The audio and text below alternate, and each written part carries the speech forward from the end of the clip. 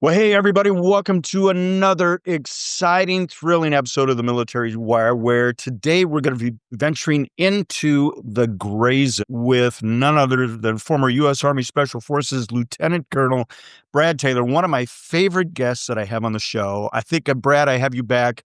I got to believe it's probably Yeah. once a year. Every time you come out with a new book, I have you back. And I just got to tell you guys that Brad is not just an author, he's like this master of espionage novels that combine like real life events into his bringing in his real life experience.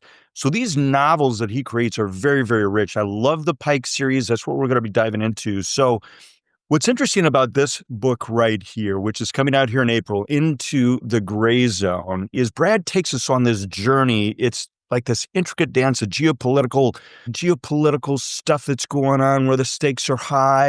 And he mentions something that has been in the news a lot this year, which is, according to our president, raw earth materials, but what is really known as rare earth materials.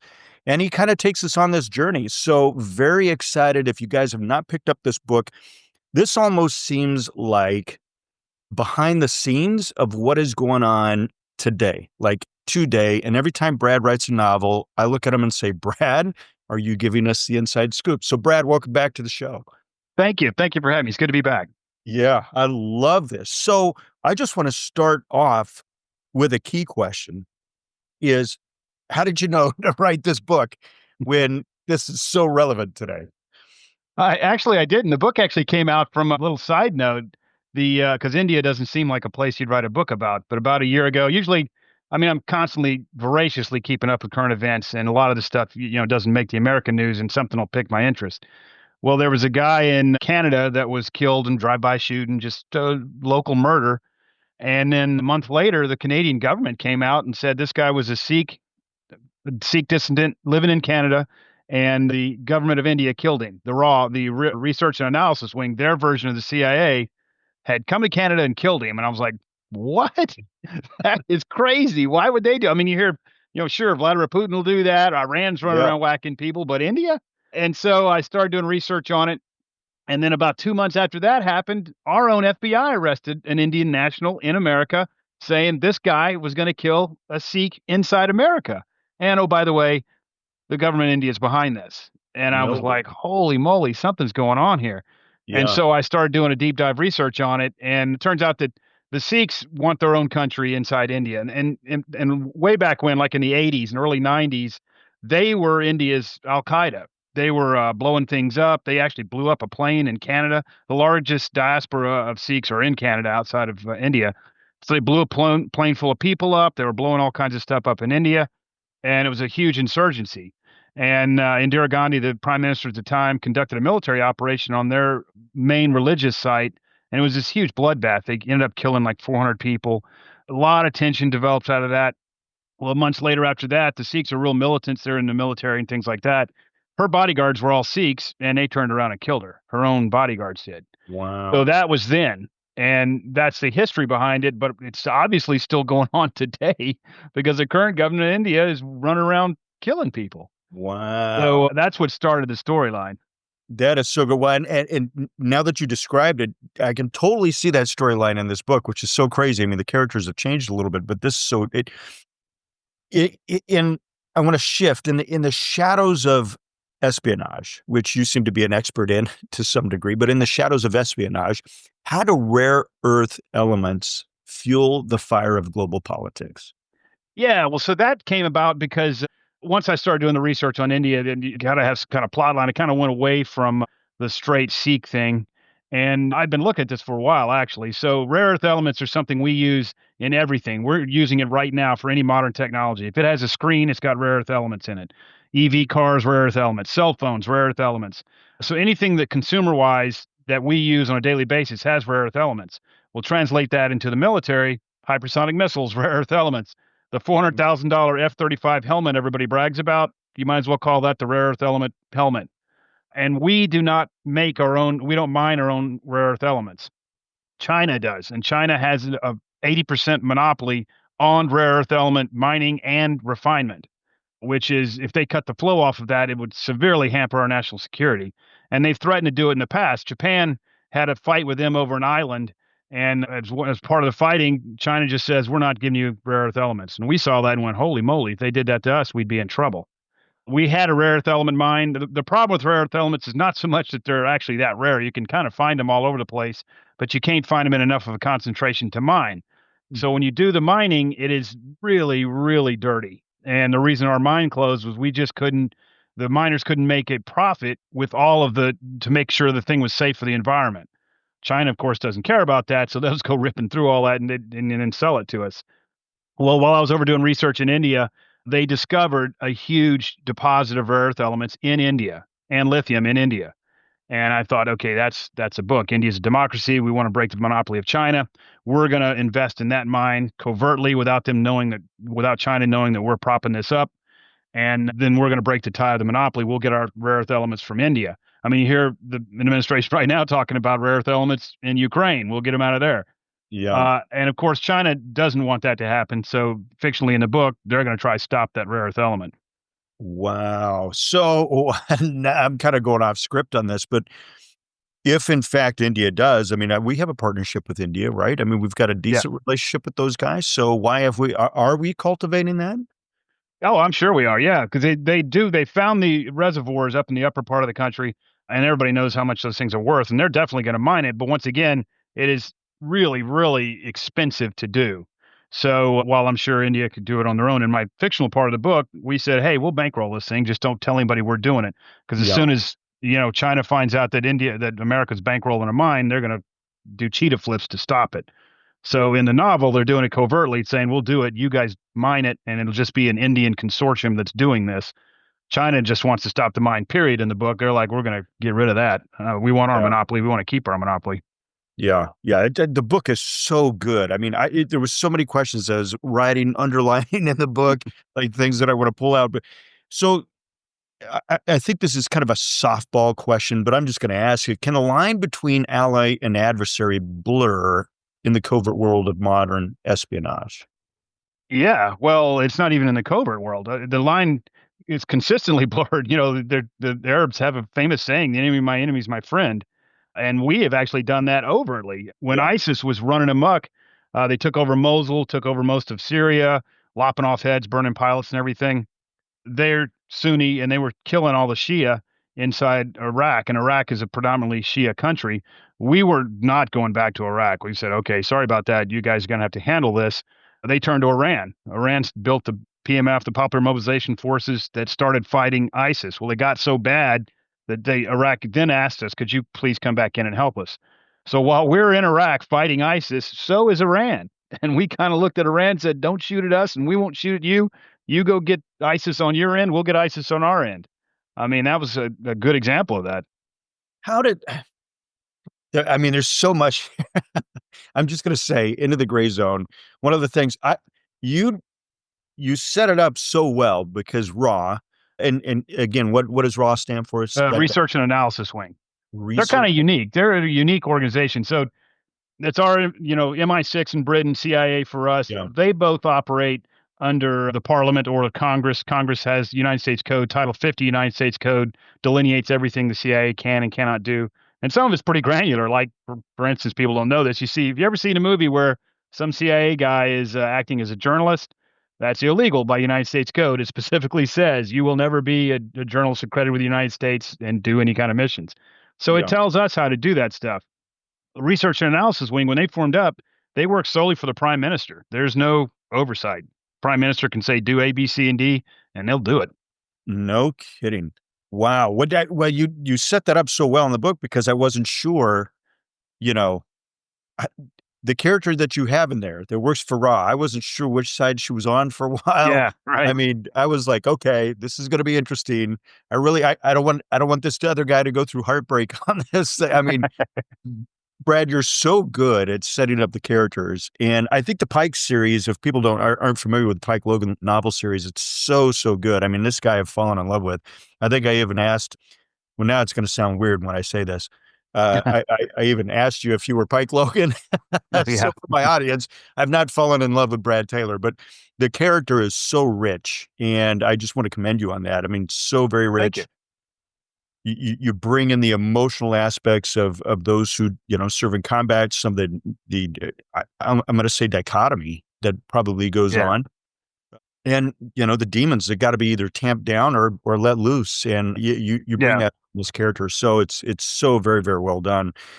You talk about Sikh sovereignty, and this is interesting because I don't know how much of our audience is really familiar with what goes on in India, but how does that whole Sikh sovereignty really impact the nationalism or this quest for nationalism that's going on, or this identity that's going on with the Sikhs? Yeah, well, they have and I've done a lot of research on it. I mean, they have a fairly good argument. They've been marginalized for a long, long time, and but so have the Muslims have been marginalized. Hindus a major thing in India, especially with Modi taking over. He's really gone on a Hindu push. But their argument is, if you're Muslim, you got plenty of places to go. You can be marginalized in India, but you can move to Pakistan. You can move to Saudi Arabia. There's plenty of places you can go as a Muslim. There are Yeah. zero places you can go as a Sikh. We need a homeland. There is no place that is a Sikh homeland. It's kind of what their argument is. Interesting. So is this the same argument that Israel and Palestine are having? Is this kind of the whole similar? Well, it is in the sense, I mean, it's different for Israel and Palestine's been going on. There is a little bit more of the United Nations type. This came in and Israel formed, and we used to be here in the biblical times, and now we're back. And Yeah. the Israel side would say that Palestinians were never, owners of this land. They just moved here just like everybody else. Palestinians, on the other hand, would say just the opposite. No, wait a minute, we were here and you moved in.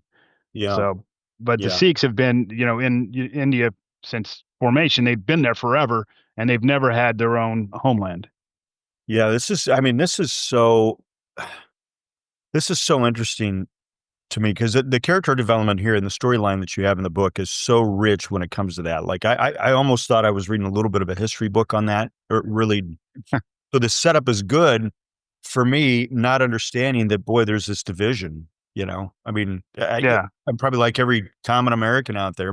Well, it's same as me. I mean, Yeah. what sparked the interest was the government of India tried to assassinate who? I Right. mean, that's what sparked the whole thing. That's so crazy. So where do we draw this line? In the gray zone, there's a couple things I want you to explain. Number one, what is the gray zone? Because I think the audience needs to know what that means, like from your perspective. And what is the line of the gray zone and survival in international politics? Like how do those two play? Yeah, so the gray zone, it basically really it's been around forever, but it's basically the line between outright war and total peace. In between there is a gray zone of conflict, and it could be economic, could be military, could be covert. It really came into play after the development of nuclear weapons. It just came too cost prohibitive to go to war. So in order to get our state goals out, you start operating in this gray zone. And you can see it right now, especially after Desert Storm. When we went through Desert Storm and took out Saddam Hussein, I mean, one thing every country on earth took away was you're not standing toe to toe with the United States. Don't go to war with the United States because you cannot win. And Mm, so they started operating in the gray zone. And it can go on the economic side that China has what they call the Belt and Road Initiative, where they're spreading their economic dominance all over Africa. They'll give you a street, it's really a loan shark deal. We'll invest in that port and you pay us money. When you can't pay the money back, we take the port. We'll invest in this railroad. And if you can't pay the money back, we'll take the railroad. We'll take your diamonds, that kind of thing. And it works if you see on the sharp end of the spear, like in Crimea in 2014, when little green men came up from Putin. It's a national uprising. And it wasn't. It was a bunch of soldiers from the Soviet Union going in. But he had plausible deniability to say, hey, this is these people doing this on their own. He's operating in the gray zone. When India is assassinating Sikhs in Canada, yeah. they successfully killed him, but the story got out. That's in the gray zone. I'm going to stop this problem by attacking him covertly. And so it's going on all the time. And, Iran's the master at it. Everything they do through proxies, Hezbollah, Hamas, that kind of stuff. They can direct them to do something and they say, hey, that's not me. That's them. Yeah. They're Yeah. operating in a gray zone. Yeah. So is that the new methodology of war today, quote unquote war today? Like we're not gonna do mass destruction. We're gonna do it's almost like a, tip of the spear, laser focused effort. Is that Yeah, I'd say it's the new. I wouldn't say it's necessarily new. I mean, Yeah. Vietnam itself was a high intensity element of the gray zone. It's us fighting, Russia inside Vietnam. Yeah. So it's been around for a while, but yeah, it's definitely that's the way of the world right now. Yeah, I think, Secretary of Defense Hexas, I think, just came out and said, clearly we don't want to go to war with China, but they are operating here in the United States, which I Yeah. guess would be the gray zone. Yeah. Is Yeah, that they've got police departments in the United States, clandestine police departments to quash the diaspora. All that's gray zone stuff. When Putin wow. puts plutonium in somebody's underwear to kill him, he's doing it. He's wants to do it plausible deniability, say, it wasn't me, but then that guy's dead. Yeah. Yeah. This is so interesting. I I will just say that when I picked up this book and, because the president had just come out and talked about, I mean, he said raw earth, and I guess it's rare earth Yeah. minerals.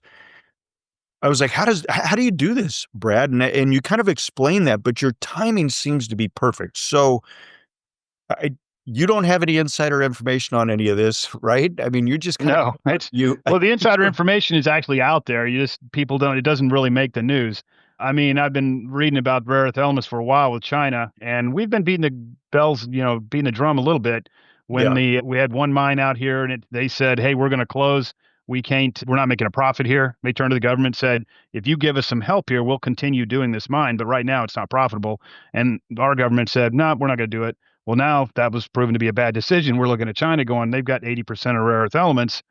That's a national security threat. And the entire book of the gray zone there, this whole fighting over a mine, that's gray zone warfare. yeah. Which is, I mean, I was going to ask a question: how close to reality are we with this? You're like this right here is a depiction of reality that we're facing with today. So, I mean, in your opinion, how do we fix that? Like, how do we fix the fact that we're so dependent on China? Well, we should do our own rare earth element mines. It would take we it's kind of analogous to going to the moon. We set our mind to it. We went to the moon. And Yeah, the end state, what did that really get us other than a flag on the moon? I mean, yeah, we've got, Velcro or things like that. But at the end yeah. of the day, the same thing needs to happen, just like we did for vaccines or for national security reasons, that we should be doing our own rare earth elements. We have them here. It's just not profitable to mine them. And is that because the environmental issues that Yeah, because it is super yeah, messy. It's just a yeah, real pain to get out of the ground. yeah, yeah. What, what's your favorite aspect of this one? I mean, you've every book you write is so great, and I know people are probably thinking I'm fawning over you, but honestly, the the, the Pike Logan series is great, Brad. I mean, I don't know how else to say that except to say that our audience needs to pick this book up. Number one, but what did you specifically like about this one? Well, I like the juxtaposition that so China's got these guys they've hired to do their gray zone warfare to get rid of this billionaire who's going to do the mine, but they Yeah, don't. China doesn't realize these guys have their own agenda. And sometimes when we do, covert operations, we think that guy's going to do our bidding, and he's got something else in his mind. And you get second and third order effects that you never realized. So by the end of the book, not only is the United States trying to stop these guys, but so's China. Like, holy moly, those guys are doing something we didn't expect them to do. And this could cause an actual shooting war, which we do not want. We're leaving the gray zone here because we paid these guys to do something, and they've taken our money and are doing something completely different. yeah, that was a pretty big twist. I think that element in the book for me is hiring those Sikhs to go ahead and do this mission, and then they have their own mission inside the mission, right? Right. And it really did make me wonder, oh, wow, okay, so how often does that happen? That we operate in the gray zone, and there's a secondary mission set that's involved. Well, it happens. You have to be aware of it every time you hire somebody. Every time you get a source, I mean, I've seen so many cables, you do a source debrief, and it's almost a rote line that says, source may have been trying to influence as well as inform because he's got an agenda. You've Yeah, got to always be on guard. Is this guy telling me this because it's a truth, or is this guy telling me this because he's got some agenda? He wants me to do something. So that's on the small end. Large end, I mean, you always have to be aware of second and third order effects. And sometimes we aren't. I mean, in Afghanistan, we helped the Mujahideen kick Russia out. Yay, yay, we won. Well, yeah, what happened there? Mujahideen took it to us. So, I mean, yeah, because we had done all that work with them and we didn't look at the second and third order effects of, okay, now that we've got Afghanistan, Russia's out of Afghanistan, maybe it would behoove us to stabilize Afghanistan instead of just calling it victory and leaving. And we called it victory and left. Taliban came to power, and the rest is history. Wow. Yeah. That is, I mean, you've got so many, I gotta let the audience know about all your books. Well, I'm not going to let them know about all your books, but I mean, you've got so many. How many best-selling books do you have now? That's book 19, I think. This is book 19. Yeah. I will say that the last book, and we talked about this last book, Dead Man's Hand, and that really involved Russia, Yeah. if I recall correctly, and everything that was going on with Russia at the time that I guess is still kind of going on now. Yeah. Dead Man's Hand is so fascinating to me too, and how you build off of current events. To me, this is very current. You release a novel that seems like it's almost an insider look into what is going on presently, and that's really into the gray zone. What I what I thought.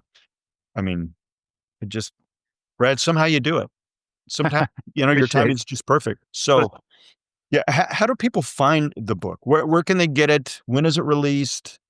yeah, it comes out April 22nd. It's the official release date. And you Oh, can find it, as they say, wherever great books are sold.